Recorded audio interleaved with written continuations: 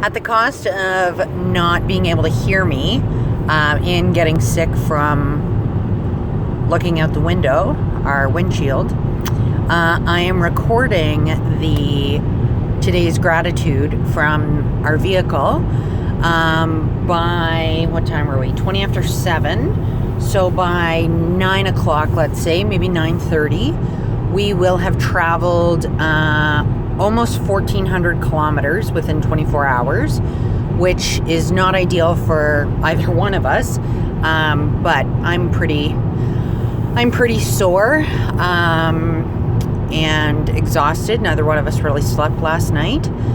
However, I am so grateful that Keith and I have had the opportunity to travel as much as we have.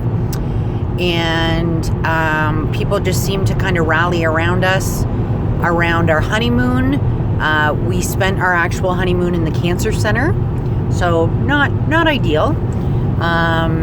We had many appointments that week, but the first of which was hearing where my cancer was, how long I had, prognosis, etc.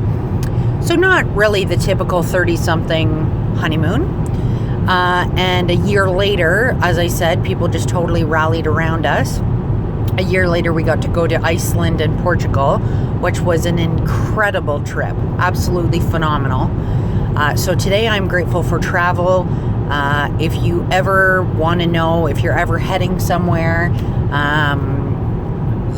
hit me up and we can chat about little tips that we've learned along the way and places we've been. And it's harder and harder for me to travel because I get pretty sore pretty quickly. I can't walk terribly long, etc. And it makes me obviously extremely nervous to travel, even outside of the city.